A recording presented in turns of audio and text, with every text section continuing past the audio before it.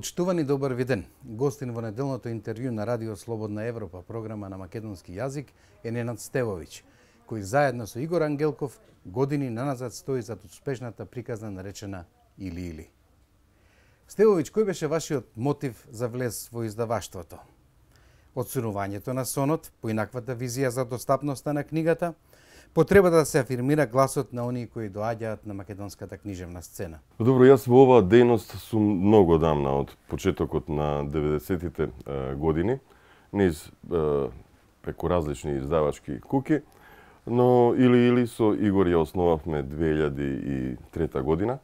Се најдовме како луѓе слични по сензибилитет, со една визија да развиеме една издавачка куќа, која што ќе биде отворена кон младата македонска литература, која што ќе го препознава квалитетот во младите македонски автори и која што ќе се занимава со квалитетна преводна литература.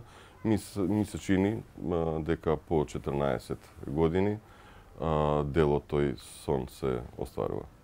И сега, по сите овие години, по бројните објави, по наградите, што значи според вас да се биде успешен во средината во која царуваат искривоколчени критериуми и која одамна ги има на буниште фрлено вистинските вредности? Сметам и би ми било драго доколку и другите така не препознаваат дека Или-Или е пред се фирма која што работи со љубов, фирма која што работи етички, која што не се избалкала сиве овие години. Оти знаеме дека сферата на културата е подложна на такво нешто, бидејќи сме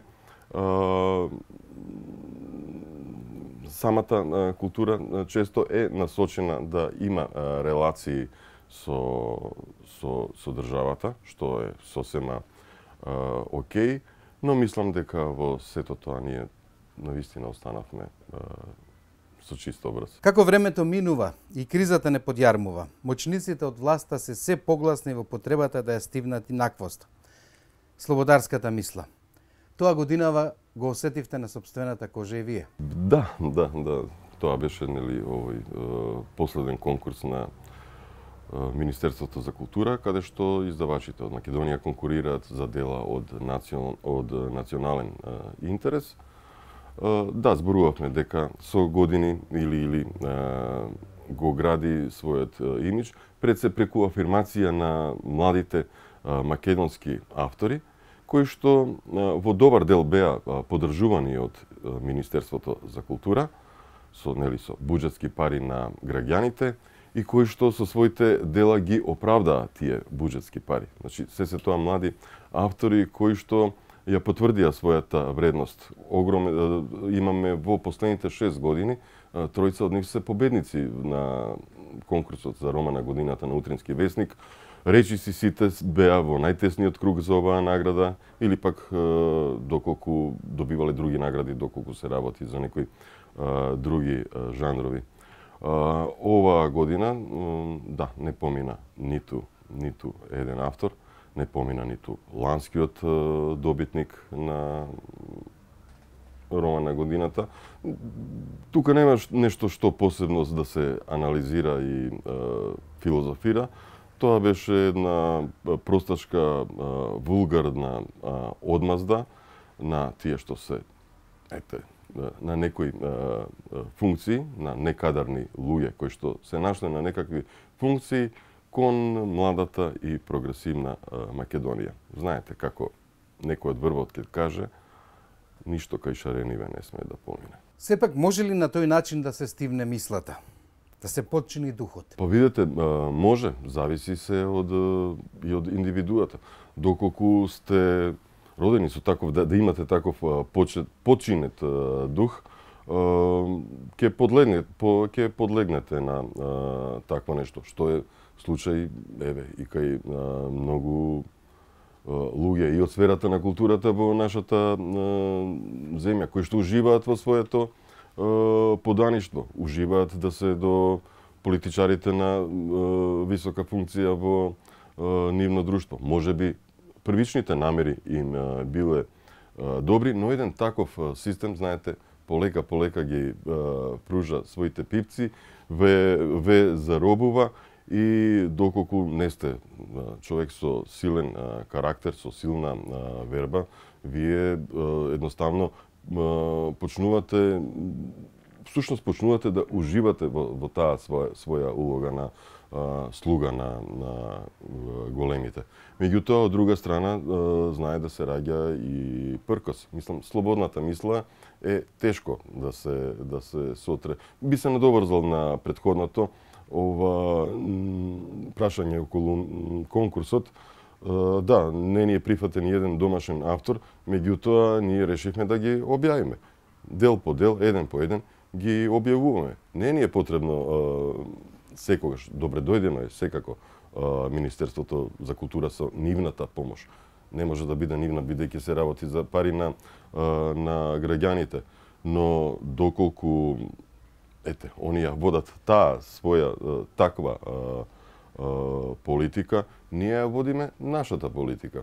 Така што сите тие автори ќе видат виделината на денот нивните дела. Докаде очекувате да оди безумието на политиката? Ќе не уништат ли комплетно замешателствата, неукоста, криминалот и стрмноста за материјални добра, автократијата? Во 90-тите години, јас сум бил млад човек на 20 и нешто години. Во другите голем дел од бившите екс-ју републики се војуваше. Кај нас постоеше еден неверојатен слободарски дух. Сите зборуваат за тоа како во тоа време се живееше во Македонија. Да, се живееше тешко. Зборувам за духот и за оптимизмот кој што владееше пред се кај младите. Нашиот граѓанин беше човек, отворен човек, со отворена мисла, со космополитски и со граѓански дух. Ова што се случува е навистина страшно и мислам дека веќе доаѓаме до некоја кулминација. Мора да се ресетира ова општество. Се уште сметам дека има потенцијал Македонија да ја фати вистинската насока или да се врати на вистинската насока, бидејќи вака пропаѓаме, навистина пропаѓање. Оваа земја дури не може ни да се распадне, затоа што ако се распадне, треба да се распадне на 1000 дела. До толку сме разединети. Мислам дека сме дојдени до крајната фаза, ќе биде тешко, но и ќе биде многу болно, но оптимист сум дека Македонија е земја со перспектива. Задна се уште еден саем на книгата. Што покажа овој пат манифестацијата? Воскреснува ли жетта за македонската книжевност, посебно за онаа младата, свежата? Колку се чита и цени пишаниот збор кај нас? Каде сме во културниот надпревар со светот? Што се однесува до тоа што и колку се чита во нашава земја, сметам дека претпоставувам дека нема големи разлики со она што се случува во светот.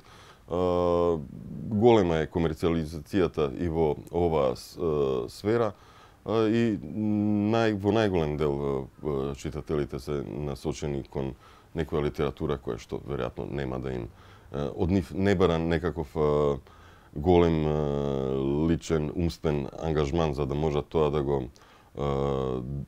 го сварат. Но работата е не само на издавачите, секако и на образованието, на целиот општествен амбиент да се создава, нели, да се човек кој што има малку поголеми побарувања од себе пред се. Она што е многу добро е што поради статусот кој што Македонија го има кон Европската Унија, отворени се некои фондови кои што можеме да ги користиме и кои што овозможија голем дел од европската литература, добар дел на квалитетни автори од различни јазични подречја да бидат приопштени и на македонски јазик и добар дел од тие автори да бидат гости во нашата земја, да им организираме промоции. Така што навистина Европа е многу значајна за нас. И ние од Европа не смееме и не треба да бегаме, затоа што всушност тоа сме европјани и во оваа сфера секако. И како што тие фондови ни овозможуваат ние да приопштиме овде во Македонија на наш јазик европски автори, да ги донесеме овде да се запознае публиката со нив, тие фондови овозможуваат и македонските автори да бидат објавувани во Европа. И добар дел еден дел од тие автори и успеваат во тоа. Би спомнал дека Гоце Смилевски, Лидија Динковска и Ненад Јолдевски се добитници на Европската награда за литература, што им овозможува да се побуди поголем интерес за нив и да бидат објавувани низ Европа, а тоа веќе и се случува. Ова вмрежување ни значи да се почувствуваме навистина како и ние како еден битен дел од тоа културно семејство. Ви благодарам на разговорот. Благодарам вас. А вам, почитувани гледачи, на довербата со која не следите. До гледање.